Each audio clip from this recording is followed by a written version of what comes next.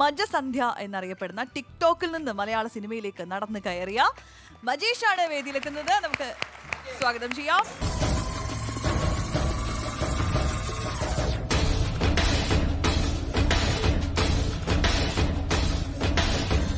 பொய் சொல்லக்கூடாது காதலி, பொய் சொன்னாலும் நீயே என் காதலி. നമസ്തേ. ഇങ്ങോട്ട് വാങ്ങോട്. ഞാനിത് കാണാറുണ്ട് കേട്ടോ. ടിക്ടോക്കിന്റെ വലിയൊരു ഫാനാണ് ഞാൻ. സത്യം. എന്തായാലും സ്വദേശം എവിടെയാ? ഞാൻ പിറവത്തിനടുത്ത് വെളിയനാട് എന്ന സ്ഥലമാണ്. വെളിയനാട്. എന്ത് ചെയ്യുന്നു? ഞാൻ ചുമട്ടുള്ളവരെയാണ്, കൂലിപ്പണിയാണ്. എങ്ങനെയാണ് ഈ ടിക്ടോക്കിലേക്ക് വരാനുള്ള സാഹചര്യം? പന്ത് കളിക്കാൻ പോകാറുണ്ട്, ഫുട്ബോൾ കളിക്കാൻ പോകാറുണ്ട്. അപ്പോൾ ചെറിയ കുട്ടികൾ ഇതൊക്കെ ചെയ്യുന്ന കാണാറുണ്ട്. അപ്പോൾ അവിടെ വിഷ്ണു എന്ന് പറഞ്ഞ ഒരു കുട്ടി, ഒരു ചെറിയ കുട്ടിയാണ്. അവനെ പറഞ്ഞ ഇങ്ങനെ മാമനം ശ്രമിച്ചു നോക്കാൻ പാടില്ലെന്ന് ചോദിച്ചു. അങ്ങനെ എനിക്കിത് ഞാൻ ഫസ്റ്റ് പോയിസല്ല കൂടാതെ കാതലി എന്ന് പറഞ്ഞൊരു പാട്ടിന്റെ ഡെഫിനേഷൻ ചെയ്തു. പോയിസല്ല കൂടാതെ കാതലി. ആ, അപ്പൊ അത് ചെയ്തു.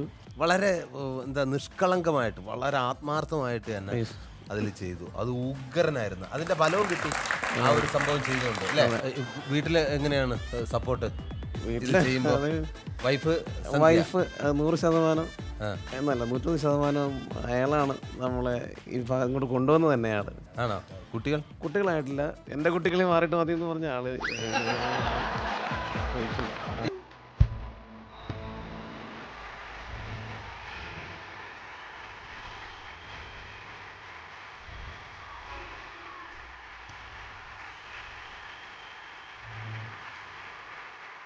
നമസ്കാരം. സുഖാണോ? സുഖമാണ്.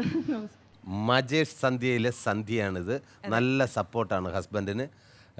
പിന്നെ അദ്ദേഹത്തിൻ്റെ ഏറ്റവും വലിയ ആഗ്രഹമായിരുന്നു ഒരു ചാനലിൽ പിന്നെ വൈഫുമായിട്ട് നിൽക്കണമെന്നുള്ളത്. അപ്പോൾ അത് സാധിച്ചില്ലേ? ഓക്കെ. ടിക്ടോക്ക് വന്നതിന് ശേഷം ജീവിതത്തിൽ വന്ന മാറ്റങ്ങൾ എന്തൊക്കെയാണ്? ഞങ്ങളുടെ ലൈഫ് തന്നെ മാറിപ്പോയി. ടിക്ടോക്കിന് വളരെയേറെ നന്ദി. അതുപോലെ എല്ലാവരും ഞങ്ങളെ തിരിച്ചറിയുന്നുണ്ട്.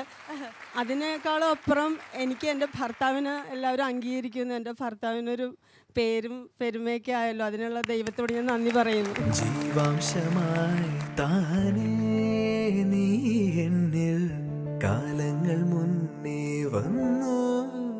പുള്ളി എങ്ങനെയാണ് വീട്ടിൽ? ഭയങ്കര സീരിയസ് ആണോ അതോ കോമഡി? എനിക്കറിയാം.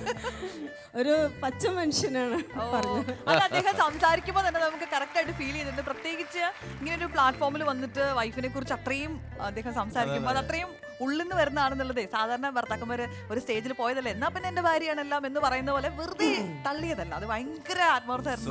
മനസ്സിലാവുന്നുണ്ട്. ചെറുതായിട്ട് മനസ്സിലാക്കി കളഞ്ഞു.